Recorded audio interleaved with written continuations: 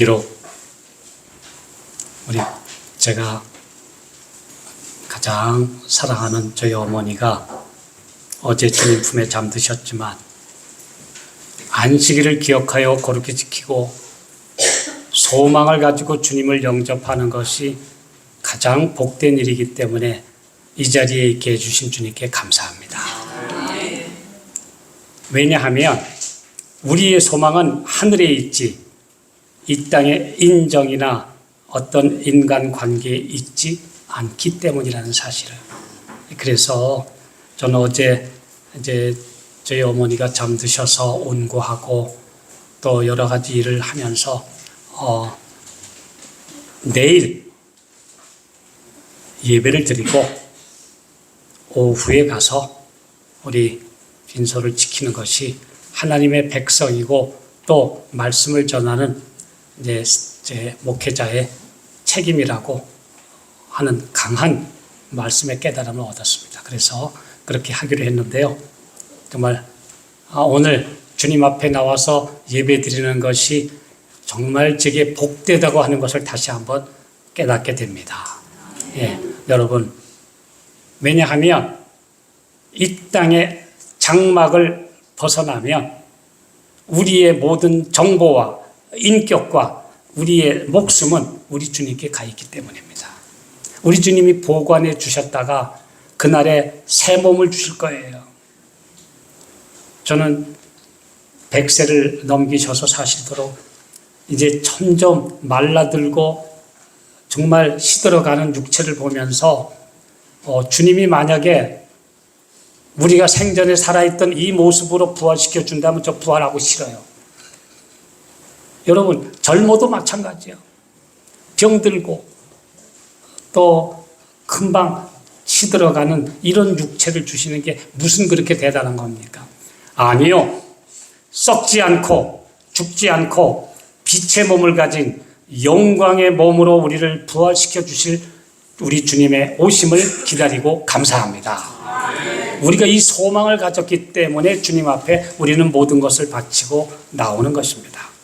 저는 오늘 미리 준비한 말씀에 따라서 오늘 정의감이 실종되고 있다. 이 마지막 시대의 징조 중에 하나가 정의감이 실종되고 네 편, 내 편만 있는 사회가 되는 것이 바로 마지막 큰 재림의 징조라고 하는 사실을 함께 우리 말씀을 통해서 우리 살펴보려고 합니다. 자, 우리 이사야 59장 14절에 있는 말씀을 다 함께 읽겠습니다. 시작. 공평이 뒤로 물리침이 되고 의가 멀리 섰으며 성실이 거리에 엎드러지고 정직이 들어가지 못하는도다. 이게 바로 유대 나라가 하나님을 믿는다는 나라가 망하기 직전의 상황이었습니다. 그런데요, 오늘 하나님을 믿는다고 하는 기독교계의 전반이 지금 공평합니까? 의가 앞에 있습니까? 뒷전에 밀려났습니까?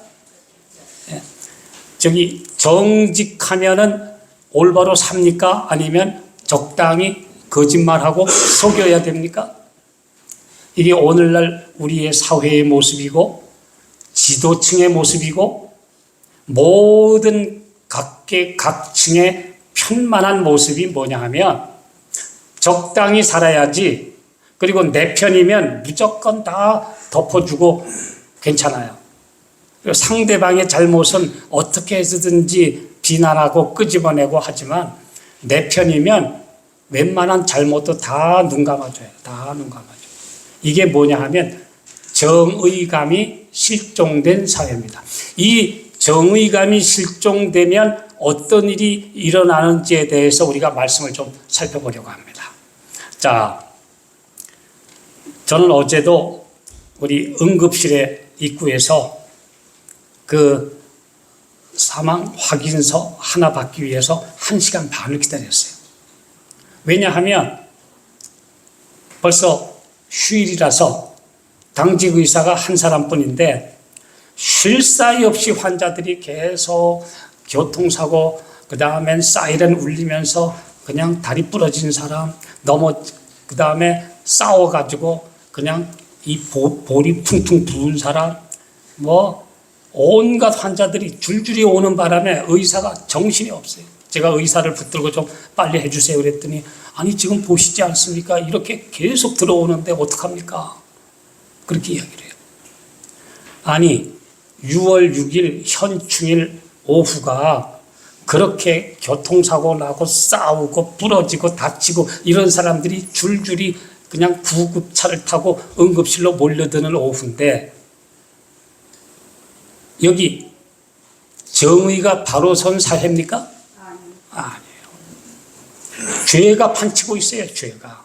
예, 죄가 판치고 있고 이기심이 판치고 있고 자아라고 하는 내 우상이 전체를 차지하고 있기 때문에 평안하게 지내야 될 오후까지도 계속해서 폭력, 사고, 얼룩진 그런 모습들이 어제 제가 1시간 동안 지켜본 모습입니다. 네.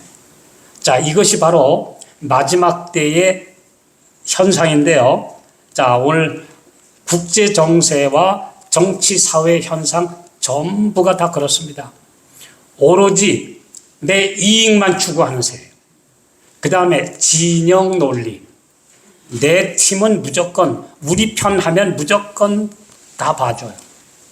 상대방이 잘못하면 무조건 비난해야 돼요. 여러분, 오늘 한국 개신교회는 정치판으로 망가졌습니다. 하나님의 백성들은 지금 어떤 진영에도 가입할 진영이 하나도 없습니다. 철저하게 중립을 지키시기 바랍니다. 왜냐하면 지금 내 편은 무슨 엉터리 계엄령을 내려도 다 좋고, 내 편은 온갖 못된 짓을 다 해서 재판을 받아도 우리 편이니까 옳고, 이런 엉터리 사회에서 누가 누구를 지지합니까? 누가 누구를 지지합니까? 우리 하나님의 백성들은요, 어느 한편 지지할 힘이 없어요, 지금. 그래서 하나님의 백성들은 지금 절대로 중립을 지켜야 되고, 정치와는 초연하게 살아야 되고, 그 다음에 잘못해도 우리 편은 괜찮아 하는 이런 엉터리 개신교의 편만한 논리에 절대 물드시면 안 됩니다. 오늘 말씀에 나와 있습니다. 정의감이 사라지는 현상이 왜 무서우냐? 나중에는 어떤 일이 벌어지느냐? 야, 그러지 말고 사람들이 다 서로 하나가 돼서 잘 살자는데 뭐 그거 무슨 계명 가지고 따져? 그 날짜가 뭐 이렇게 중요해? 그러면서 하나님의 계명, 넷째 계명 안식일을 거룩하게 지키려는 사람들은 까다롭고 별종이고 너무 자기 주장만 하는 괴팍한 사람들로 몰고 가기 위해서 지금 그냥 다 어때? 이것도 어때? 결혼 전에 살다가 결혼하면 어때? 뭐, 그 다음에, 좀 적당히 좀 뇌물 먹었어도, 그냥 괜찮아. 이게 오늘날 사회의 편만한 적당주의입니다. 이게 뭐예요? 정의감이 사라지는 거예요. 하나님의 백성은요, 내 거 아니면 철저하게 탐하면 안 됩니다. 저는 저희 어머니가 한 가지 교훈을 남겨주셨어요. 저희 형과 제가 어렸을 때 학교를 가느라고 아침에 집을 나가서 가는데 팔랑팔랑팔랑하고, 아니 하필이면 그때 우리에게는 만져보지도 못한 100환짜리 종이 돈이 바람에 팔랑팔랑 날아가는 거예요. 그래서 이제 형이 얼른 이제 주웠고, 저는 꼬마 1학년이니까 형은 4학년이니까 주워가지고 다가 얼른 집으로 뛰어들어가서 엄마 지금 돈이 막 여기 날아가서 우리 가져왔는데 이거 돈이야 이거. 그랬더니 우리 어머니가 당장 그 자리에 가두지 못해. 누가 찾으러 오면 어떡하려고 그래. 잊어버린 사람이 찾아올 텐데 너 거기 날아가지 못하도록 당장 큰 길 옆에 돈 놔두고 돌로 눌러가지고 이제 거기 날아가지 못하고 그대로 놔두고 학교 가. 아주 엄하게 야단하시는 바람에 할 수 없이 진짜 생전에 만져도 못한 큰 돈을 가져가지고 지금 좋다 말았어요. 형과 제가 이 100환짜리 가면 앞으로 이거 우리가 돈으로 뭐 할까 지금 잔뜩 부풀었다가 어머니가 야단하시는 바람에 그 자리에 갖다 놓고 이제 이대로 놓고 돌로 눌러가지고 누가 찾으러 오면 찾게 하던 너는 학교 가. 학교 갔다 오후에 와보니까 없어졌죠. 누가 가져가는지는 모르지만. 그 나중에 커가지고 따졌어요. 그거 주인이 아니고 딴 사람 집어갔으면 어떡하려고 그랬대. 딴 사람이 가져가더라도 너희들은 남의 거 갖지 마라. 그러셨어요. 근데 그게 저희 지금 오랜 평생을 두고 헛된 것, 남의 것은 절대 탐하지 말라고 하는 그 가르침을 저희 어머니가 주셨던 거예요. 지금도 기억합니다. 이게 하나님 믿는 사람의 도리 아닙니까? 그런데 대부분 사람들은 어때요? 야, 그거 거기 놔둬봤자 임자도 모르고 딴 사람이 집어갈지 모르니까 우리가 갖자? 인마이 포켓하자? 할까요? 안 할까요? 너무 많은 사람들이 그렇게 합니다. 너무 많은 사람들이. 부모들이 그렇게 가르칩니다. 네. 그래서 그릇된 것은 탐하지 말라. 저는 그 어렸을 때 초등학교 그 노래에 황금을 보기를 돌같이 하라 하신 어버이 뜻을 받들어 뭐 이런 노래가 있었죠. 최영 장군을 기리는 그런 노래가 있었어요. 저 기억합니다. 지금도. 네, 황금을 보기를 돌같이 하라. 근데 지금 황금을 보기를 돌같이 합니까? 이것이 바로 정의감이 실종된 사회입니다. 네, 그래서 오늘 하나님의 백성들은 지금 하나님의 말씀의 원칙에 어긋난 것에 대하여 철저하게 내가 떠나야 된다. 내가 회개해야 된다. 이걸 개혁해야 된다 하는 확실한 가르침을 우리는 보여줘야 합니다. 그렇지 않으면 그냥 적당히 좀 어때? 우리 편이니까 봐줘. 이게 뭐예요? 나중에 하나님의 계명 무시하는 풍토를 만들고 있는 겁니다. 전 세계가 나중에 야, 그 날짜 하나 가지고 왜 이렇게 따져? 일곱째 날이면 어떻고 첫째 날이면 어떻고 그거 왜 이렇게 따져? 이게 바로 마지막에 하나님과 나 사이의 표징이 되는 창조의 기념일을 적당히 물태워버리려고 하는 전 세계적인 풍토가 뭐냐 하면 너무 법까지 따지지 마. 그까지 법 가지고 왜 이렇게 따져? 오늘 법을 따져서 구원 얻는 건 아닙니다. 그러나 우리가 법을 통하여 우리는 내가 잘못된 것을 깨닫습니다. 그래서 하나님께서는 우리에게 법은 거울이다 라고 우리에게 말씀해 주신 거예요. 자, 근데 이게 지금 전 세계가 이런 분위기로 가고 있는 것은 마지막 재림의 징조입니다. 우리 교육 56쪽에 있는 말씀입니다. 요셉과 다니엘은 지혜와 정의감, 순결하고 자애로운 매일의 생애, 그리고 백성들, 특히 우상 숭배자들인 이교도 백성들의 유익을 위한 헌신적인 봉사를 통해 어려서부터 배운 원칙과 자신들이 대표하고 있는 분에게 충실함을 입증해 보였다. 엘리야의 뒤를 따라다니면서 세수할 물 떠다 드렸던 엘리사가 후계자가 됐죠. 사밧에 엘리야의 손에 물을 붓던 엘리사 여기 있습니다. 그랬어요. 그럼 엘리사의 후계자로 훌륭한 선지자가 될 뻔한 인물이 또 하나 있었는데 누구죠? 게하시라는 사람이에요. 게하시. 근데 게하시가 어느 날 이렇게 봤더니 아니 저 이방 나라에 장군이 문둥병 환자가 와가지고 고침받으러 와가지고 고쳐달라고 하니까 비상이 걸렸는데 선지자가 사람 시켜서 내보내가지고 저 요단강에 가서 몸을 7번 씻으라. 이 사람이 뿔이 나가지고 뭐 안수기도 안 해주고 이게 무슨 짓이야. 그런데 자기 종의 말을 듣고 가서 실제로 씻었더니 나았다 이거예요. 너무 감사해서 가지고 온 거 그냥 제발 좀 받아달라고 그러는데 안 받아요. 엘리사는 순수한 예물은 받았어요. 나중에 낙타 40마리에 가득 싣고 온 거 엘리사가 받았어요. 성경에 보면 나옵니다. 그런데 이런 때는 받으면 안 돼. 왜냐하면 병 고쳐준 대가로 받으면 안 돼요. 병을 누가 고쳐줬습니까? 하나님이 고쳐줬는데 엘리사가 내가 고쳐준 것처럼 그 돈을 받으면 하나님의 능력 가지고 내가 장사하는 거 아니에요. 그래서 엘리사 안 된다. 난 안 받아. 그래서 이제 저기 가고 있는데 게하시가 가만히, 아니 우리 선생님이 아람 사람 나만에게 뭐 면하여 주고 안 받았어. 근데 저걸 제가 원어로 읽어보니까 그게 무슨 말이냐면요, 그까지 이방인이 뭘 가치가 있다고 봐줘, 이런 뜻입니다.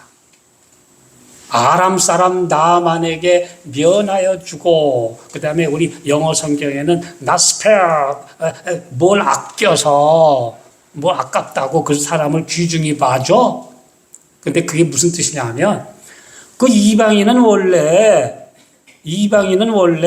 그 다 망할 인간인데, 그건 구원받지 못하는 인간인데 뭘 그렇게 소중하다고, 고쳐줬으면 대가를 받지, 왜 공짜로 그냥 보내? 내가 어쨌든 받아야 돼. 여호와의 사심으로 맹세하노니 내가 가서 좀 받아야겠다. 거기다 또 하나님 이름까지 맹세를 해요. 얼마나 못됐는지. 오늘날 하나님의 이름 맹세하면서 자기 이익 추구하는 사람은 다 게하시요. 죄의 문둥병에 다 감염된 사람이에요. 그래가지고 한 달란트 달라니까 아이고 2달란트 받으라고. 한 달란트가 얼마냐면 약 37kg 됩니다. 은 덩어리. 큰 진치는데 종까지 시켜가지고 갖다가 줬어요. 이제 게하시의 머리에는 요걸 받아가지고 내가 이 돈으로 대골 같은 집을 짓고 뭐 이제 종도 부리고 뭐 멋진 포도원도 만들고, 그 말이에요. 지금이 어찌 은을 받으며 감남원이나 포도원이나 남종이나 엿종을 받을 때냐? 그 말은 뭐냐면 지금이 어찌 그런 거 받아가지고 그런 호사스러운 생애를 살 때냐? 그러므로 나만의 문둥병이 내게 들어 너와 내 후손까지 이르리라. 이게 지금 죄의 문둥병에 감염된 사람들의 모습입니다. 그러니까 헛된 거 바라는 거죠. 헛된 거 바라요. 그러니까 너 지금 죄의 병에 감염되어 있는 게 내 육체에 나타나는 현상이 그 문둥병하고 똑같은 거야. 이런 말씀이에요. 그게 게하시의 모습이었습니다. 그런데 오늘 하나님의 백성은 이 삐뚤어지고 어그러지고 지금 부패한 세상에서 정의감을 가져야 돼요. 무엇이 옳은지. 지금 그냥 하나님의 백성들도 네 편 내 편 갈라가지고 그냥 야단할 때입니까? 오늘 우리에게는 우리가 전해야 될 세천사의 기별밖에는 전할 대상이 없어요. 전할 게 없어요. 오늘 우리가 다른 사람들에게 정치 얘기할 아무런 가치가 없어요. 심지어 교회 안에서까지도 정치 노릇할 필요가 없어요. 오늘 우리 하나님의 백성들은 오로지 옳은 것은 옳고 틀린 것은 틀리고 하나님의 말씀대로 재림을 위하여 준비하는 것 외에는 오늘 우리가 신경 쓰고 매달리고 이야기할 주제가 없습니다. 여러분 동의하십니까? 네. 오늘 이 세상에 우리가 지금 썩어가는 세상에서 우리 예수님 닮아가는 것 외에 뭘 바랄 게 있습니까? 자, 우리 마태복음 5장 37절 다 같이 읽겠습니다. 시작. 오직 너희 말은 옳다, 옳다, 아니라, 아니라 하라. 이에서 지나는 것은 악으로 쫓아나느니라. 이에서 지나는 게 뭘까요? 옳기는 옳은데 어떻게 그렇게 다 살아? 이러면 안 된다는 거예요. 예수님 말씀이 이거예요. 예. 옳기는 옳은데 사람이 어떻게 그렇게 사냐? 이것은 사탄의 논리라고 합니다. 악에서 나온 논리. 그 다음에 아니야. 그런데 그냥 우리 편이니까 봐줘. 이것도 사탄의 논리예요. 예수님이 그랬잖아요. 옳으면 옳은 거고 틀리면 틀린 거지. 나하고 가까우니까 봐줘야 되고 우리 편이니까 괜찮고 이건 다 예수님이 말씀하신 악에서 나온 논리예요. 아무리 내 가족이라도 아무리 내가 한 짓이라도 하나님의 말씀과 어기면 죄입니다. 회개해야 돼요.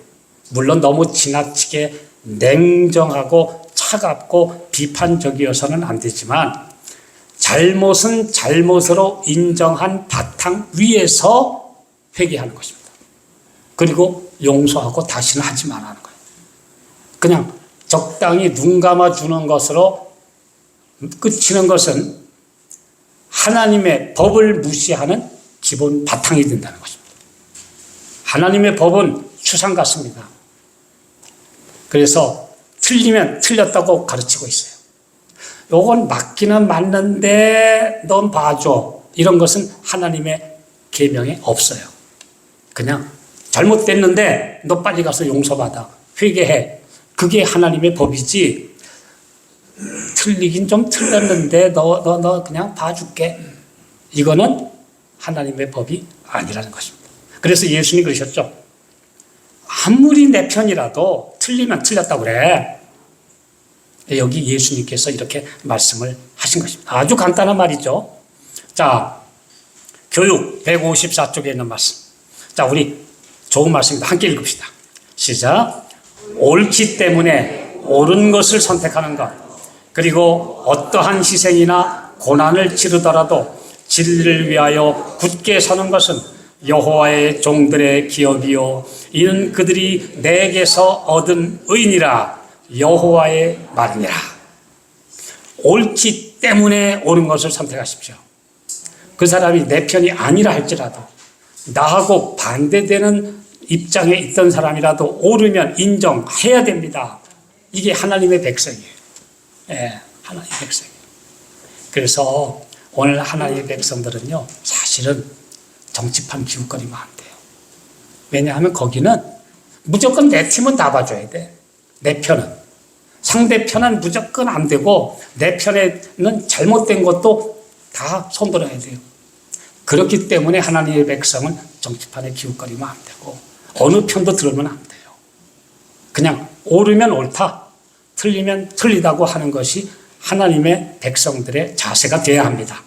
여기 분명히 하나님의 말씀에 나와 있죠. 저는 요즘에 이런 상황들을, 이건 우리나라뿐이 아니라 국제 정세가 그렇습니다. 이 국가 간에도 그냥 강하면은 봐주고 세면은 봐주고 약하면은 무시하고, 이건 완전히 이거 지금 정의가 실종된 나라예요. 근데 이게 어떤 한두 사람에 의해서 가는 것은 그건 못된 지도자 때문이라고 하지만 전 세계 사람들이 이런 분위기로 가는 것은 나중에 하나님의 법을 들고 나오는 사람을 왕따시키기 위한 분위기입니다. 그래서 이제 우리 모든 교회들이 모여서 모든 종교가 서로 싸우지 말고 다 하나가 되자. 그게 뭐예요? 종교연합운동이에요. 그 바탕이 되는 게 뭐냐 하면 종교다원주의라고 합니다. 종교다원주의라는 말은 하나님은 불교에도 계시고 이슬람에도 계시고 저 자이크에도 계시고 토속 종교에도 계시고 다 계시니까 그냥 뭐든지 착하게만 믿어. 그냥 열심히만 살아. 그게 종교다원주의입니다. 근데 그렇게 되면, 그래서 종교연합을 하자는데 우리는 하나님의 말씀에 어긋난 연합은 안 됩니다. 하나님의 넷째 계명의 안식일은 하나님과 우리 사이의 표징입니다. 그러면 거기서 뭐라고 그래요? 야, 우리 전부 다 하나가 돼서 싸우지 말자는데 너 왜 이렇게 별나냐? 그렇게 따져? 이제 이렇게 왕따 당한다는 것입니다. 그래서 오늘날 정의감이 실종되고 적당히 서로 봐주기 분위기가 전 세계적으로 가는 것은 마지막 때의 징조라는 것입니다. 그래서 제가 요즘에 말씀을 보고 이걸 보면서 야, 진짜 이젠 바른 말 하면 너 왜 그래? 너무 그래. 그러지 마. 이게 바로 오늘날의 모습이구나 하는 걸 보게 됐어요. 자, 여기 참 좋은 말씀이 있습니다. 청량에 보내는 기별 175쪽입니다. 시작. 옳기 때문에 바르게 행하는 것은 언제나 최선이요 안전하다. 바른 행동은 바른 사색의 기초 위에 서 있다. 바른 행동을 하려면 바른 생각을 해야 하는데 그냥 얼핏 지나치는 생각이 아니고 깊이 생각하는 게 사색입니다. 네. 깊이 생각하고 그 원칙대로 사는 것이 바로 바른 행동을 할 수 있는 바탕이 되고 원동력이 되고 그래서 그것만이 안전하다. 근데 오늘 우리 마음에 꼬여 있어요. 만약에 내가 싫어하는 사람이 잘 되면 살살 심통이 나기 시작해. 그건 무엇인가 이제 나오는 거냐? 예를 들어서 내가 원하지 않는 사람이 당선이 됐어요. 내가 원하지 않는 사람이 뭔가 잘 됐어요. 그러면은 슬슬 거기서 시비 걸기 시작해요. 이런 것들이 다 뭐냐? 올바른 사색의 기초 위에 서 있지 않기 때문에 기분에 따라 즉흥적으로 내 마음이 가자는 대로 가는 세상이다 이런 말입니다. 오늘 하나님께서는 그런 길을 원치 않으세요. 깊이 생각한 후에 이것이 옳은가? 하나님의 말씀과 맞은가? 그러면 이대로 가자. 이것이 바로 바른 사색의 기초 위에 서 있는 행동입니다. 하나님께서 오늘 우리에게 이렇게 살라고 말씀해 주셨어요.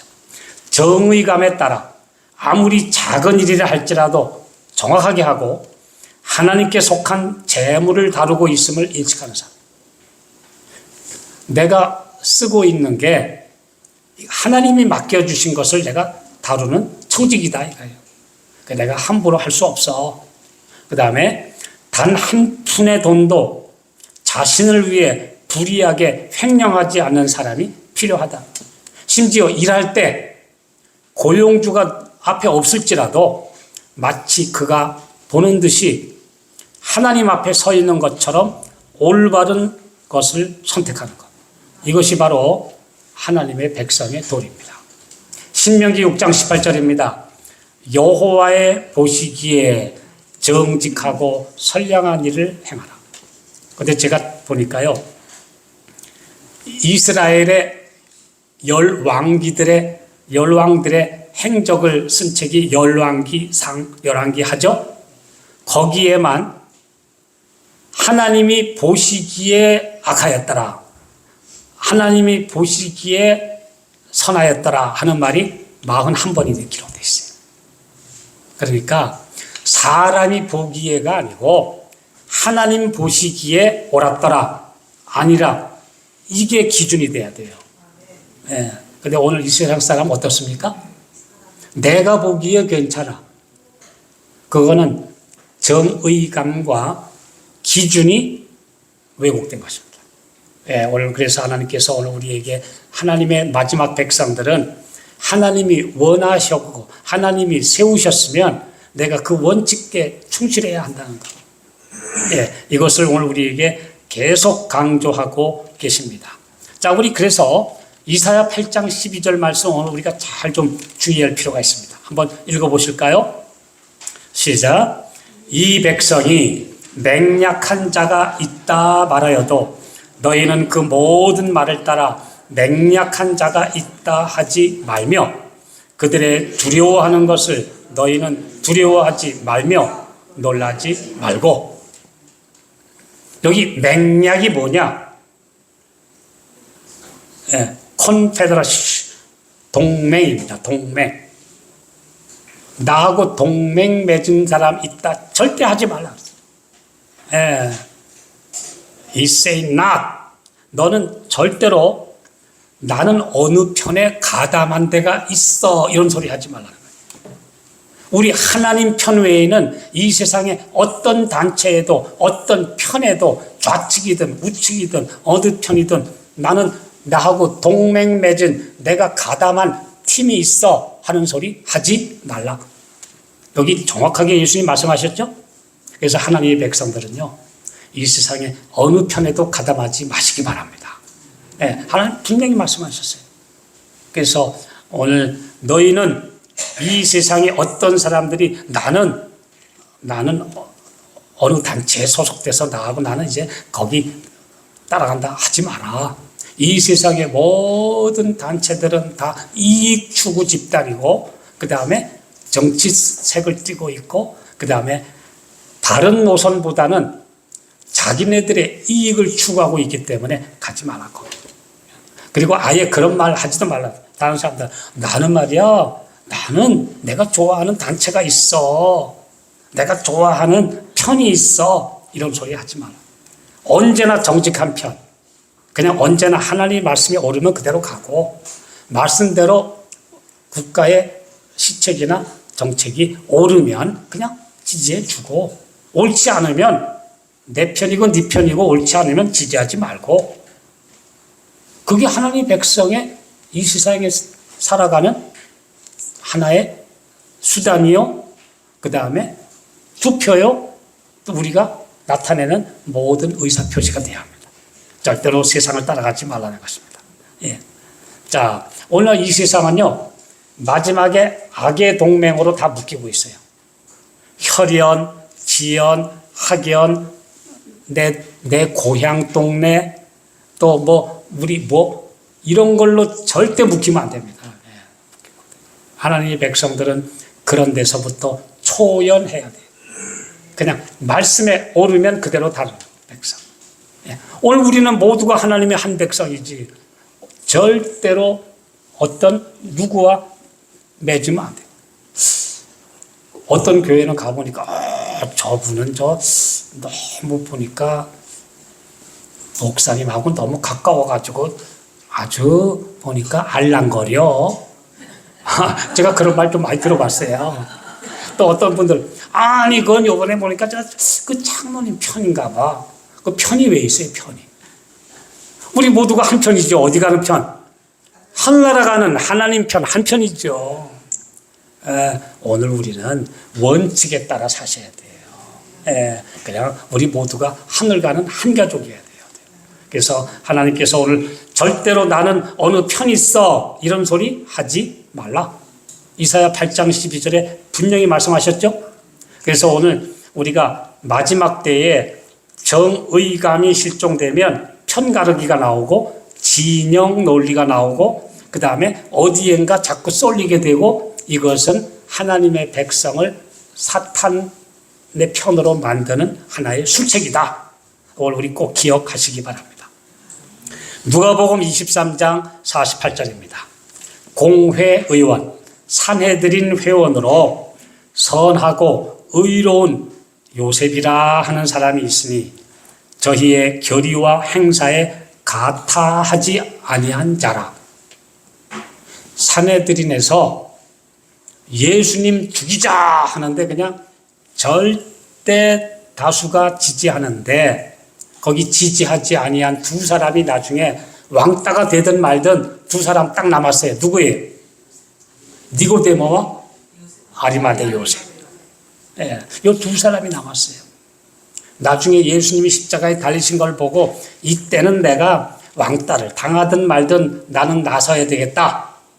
내 존귀한 자리, 그래도 산헤드린 오늘날의 국회의원 자리와 맞먹는 그런 자리가 위태롭다 할지라도 나는 담대하게 가야 되겠다. 그래서 빌라도 총독한테 가서 예수님의 시체를 주시오. 내 무덤에다가 모시겠습니다. 그리고 니고데모는 그의 재산을 들여서 이제 예수님의 장사를 위한 모든 상품을 구입했고, 니고데모는 나중에 초대교회를 위해서 그의 재산을 다 바쳐서 나중에는 가난뱅이가 됐다 그랬어요. 이 세상에서는 가난했는데 그는 하늘에 대하여는 부자였다. 그게 바로 아리마대 요셉과 니고데모의 얘기예요. 그 사람들은 그 사회에서 지도층 인사고 상류층이었는데 그렇게 됐어요. 그래서 오늘 옳지 못한 데는 가타하지 말라. 체면 때문에 손들지 말라. 나중에 짐승의 표 받는 사람들은 요 이마에도 받지만 뭐로도 받아요? 오른손. 오른손이 뭐 하는 겁니까? 이거 손들은 자리야, 이거. 내 머리로는 동의 안 해도 이거 할 수 없이 손들면 짐승의 표 받아요. 그래서 이 오른손은 행동과 노동과 동의를 뜻하는 것입니다. 그러므로 마지막에 할 수 없이 겁먹어가지고 쫄보가 돼서 눈치 보고 할 수 없이 손 이렇게 드는 사람 짐승이 맞습니다. 그래서 하나님의 백성은 옳지 못한 데는 뭐 하지 마라? 손들지 마라. 여기 그때 가타 하는 말이 오른손 들었다 이런 뜻이에요. 다른 번역에 보면 오른손을 들었다 이렇게 나와 있어요. 이거 들으면 안 돼요.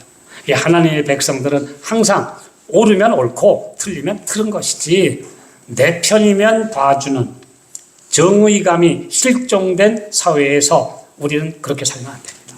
이것이 하나님의 백성의 길입니다. 자, 우리 잘 아는 말씀이죠. 인류의 가장 큰 결핍은 인물의 부족이다. 그 인물이란 매매되지 않는 사람, 심령이 진실하고 정직한 사람, 죄를 그대로 죄라고 부르기를 두려워하지 않는 사람, 마치 나침반의 바늘이 틀림없이 남북을 가리키듯이 양심이 그 의무에 충실한 사람, 비록 하늘이 무너질지라도 옳은 일을 위하여 굳게 서는 그런 사람들이다. 우리 너무나 잘 아는 말씀입니다. 매매되지 않는 사람. 매매가 무엇 때문에 매매돼요? 나하고 가까우니까 할 수 없이 옳은 말 못하면 그거 매매된 거예요. 체면이라는 것에 매매되는 거예요. 이익이라는 것에 팔린 거예요. 내 고향 사람이니까 봐준 거예요. 그거 다 매매된 거예요. 오늘 우리 팔리면 안 돼요. 내가 스스로 팔려 여호와의 보시기에 악을 행하였으므로 스스로 팔린 게 뭐예요? 체면에 팔리고 이익에 팔리고 위협에 팔리고 이렇게 팔리면 안 된다. 어쨌든 정직하라. 오늘 주님께서 우리에게 말씀해 주셨어요. 자, 그런데 제가 이제 마지막으로 한 가지를 좀 말씀을 드리는데요. 하나님의 백성들이 왜 건강식 합니까? 왜 하나님의 백성들이 마지막 때 우리에게 건강식이라고 하는 뉴 스타트 건강식을 왜 주셨어요? 첫째로는 육체의 건강, 두 번째로는 맑은 정신과 명확한 판단력, 세 번째로는 자애로운 마음. 치료봉사 129쪽에 보면요. 그 어떻게 내가 기르던 동물을 갖다가 그래도 아주 주인이라고 그거 사랑하는 그 동물을 갖다가 잡아먹어? 저는 전에 제가 저 강원도 군내에 살 때 뒷집 아저씨가 좀 착한 줄 알았다가 하루는 깜짝 놀랐어요. 매일 갔다 오면은 그냥 꼬리치고 그냥 반갑다고 뛰어오르는 누렁이를 어느 날 매달았어. 얼마나 애처로운 눈으로 나를 바라보는데 제가 건져줄 수가 없어요. 뒷집 아저씨가 매달아놨는데 내가 어떻게 살려줍니까? 그런데 죽어가면서 그 애처로운 눈으로 저를 보는데 다른 것도 아니고 그렇게 매일 반갑다고 뛰어오르던 동물을 그날 복날 잡는데 제가 아주 그분하고는 이제 그 다음부터는 무서워서 얘기하기가 싫어. 저렇게 냉정한 사람하고는 내가 좀 사랑과 뜻이 오가는 정다운 얘기를 할 마음이 싹 사라져버렸어요. 그래서 여기 말씀이 있어요. 우리 하나님의 백성들은 나중에 자애로운 마음을 가져야 돼요. 맑은 정신과 명확한 판단력을 가져요. 그래 되면 육체의 건강은 보너스로 따라오는 것이고, 그래서 저희 어머니가 사실은 서울을 떠난 데는 가장 큰 원인이 우리 어머니가 결핵에 걸리셨거든요. 폐결핵. 그 당시에 폐결핵 4기면은 사실은 힘들었어요. 1960년대 초에. 그런데 그래도 하나님의 뜻대로 건강식하고 사셔서 이렇게 100세까지 사시잖아요. 회복되셔서. 그래서 건강식하는 복을 누리신 거 맞죠? 네, 맞아요. 그런데요, 제일 큰 목적이 뭐냐 하면 건강식의 가장 큰 목적은 정확한 판단력입니다. 명확한 판단력. 그런데 이 명확한 판단력을 방해하는 식품 2가지가 있는데 동물성 지방과 커피입니다. 근데 제가 뭐 요즘에 보니까 텔레비전을 거의 안 봐요. 근데 켜면 전부 다 이런 사람들이 나와가지고 먹는 거 나와. 그렇잖아요. 마지막 시대에 가면 전부 다 시집가고 장가가고 먹고 마시고 그거밖에 안 나와. 그 꼴 보기 싫어서 안 봐요. 그런데 사람들이 지금 먹고 마시고 시집가고 장가. 그런데 이 동물성, 아이고, 저도 엊그제도 전철을 타고 이렇게 가는데 아니 세상에 지금 한창 뛰어놀아야 할 청소년 이만해.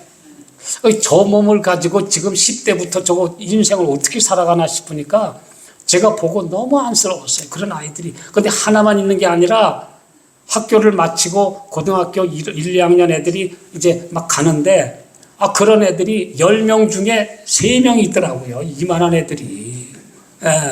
30%가 초비만이요. 초비만. 근데 저렇게 되면 어떤 일이 벌어지죠? 나중에는 이게 안 돌아가요.